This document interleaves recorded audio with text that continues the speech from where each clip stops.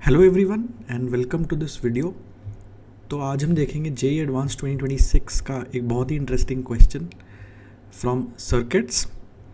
और ये एक एग्जांपल है ऐसे क्वेश्चन का जो दिखाता है कि जेईई एडवांस्ड कैसे आपको सोचने पे मजबूर करता है कि कुछ लोगों ने इस क्वेश्चन को ज़्यादा दिमाग लगाए बिना सीधा इक्वेशंस लिखना शुरू कर दिया होगा और वैसे सॉल्व करने की कोशिश की होगी, और उससे ये बहुत लंबा हो जाता है, बहुत कॉम्प्लिकेटेड सा लगने लगता है और गलती होने का चांस भी बहुत बढ़ जाता है।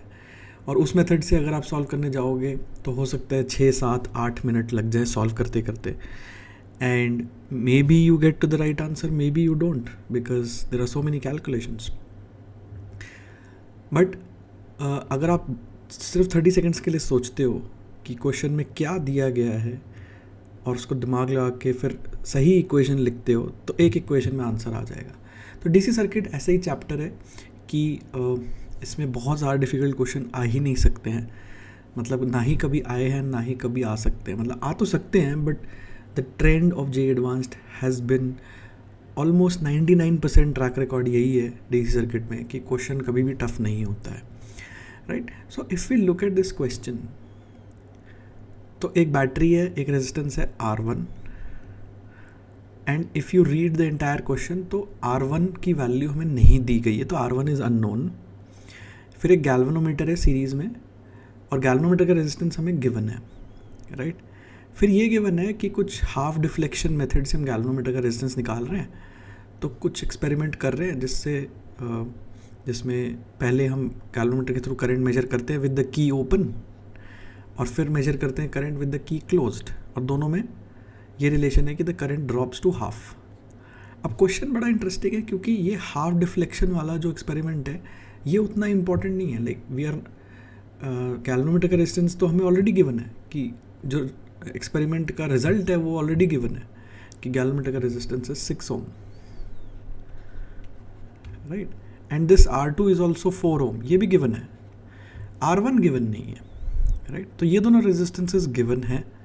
और अब सिचुएशन को ऐसे सिंपली सोचना है कि पहले अगर की ओपन है तो गैल्वेनोमीटर के थ्रू कुछ करंट है और की को क्लोज कर दिया तो करंट आधा हो गया। तो इसको सिंपली ऐसे सोच सकते हैं कि if current through the galvanometer drops to half then the potential difference also drops to half. तो ये बस सिचुएशन कुछ ऐसी है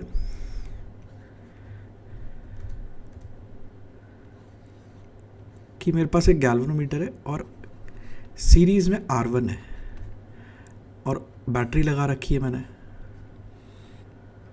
राइट।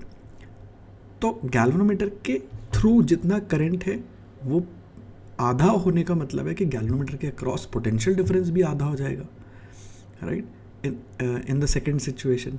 तो बस ऐसी कुछ सिचुएशन है कि मैंने गैल्वेनोमीटर के अक्रॉस जैसे ही एक पैरेलल में रेजिस्टेंस लगाया तो गैल्वेनोमीटर के अक्रॉस पोटेंशियल डिफरेंस आधा हो गया। इसका मतलब कि इनिशियली पोटेंशियल डिफरेंस कितना था गैल्वेनोमीटर के अक्रॉस, तो if this is 10 volt, initial potential difference was 10 into G over G plus R1। ये इनिशियल था और फाइनली इसका आधा हो गया, तो इनिशियल वाला must have been twice of the final one. और फाइनली कितना है 10 इंटू कि अब गैल्वेनोमीटर के साथ मैंने, तो galvanometer was G and this was 4, right. तो अब मैंने इसके साथ 4 लगा दिया तो मैं G की जगह सीधा 6 ही लिख देता हूँ यहाँ पे, to make it easier, to make it even easier.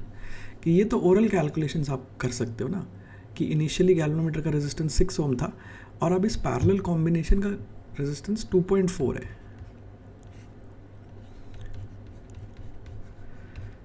तो क्वेश्चन कितना ज़्यादा इजी हो गया कि बस गैल्वेनोमीटर पहले 6 ओम था, अब अगर ऐसे सोच सकते हो गैल्वेनोमीटर का रेजिस्टेंस मैंने 6 ओम से चेंज करके 2.4 कर दिया और वो अभी भी सेम सर्किट में लगा हुआ है R1 के साथ, तो उसके अक्रॉस जो पोटेंशियल डिफरेंस है वो आधा हो जाता है।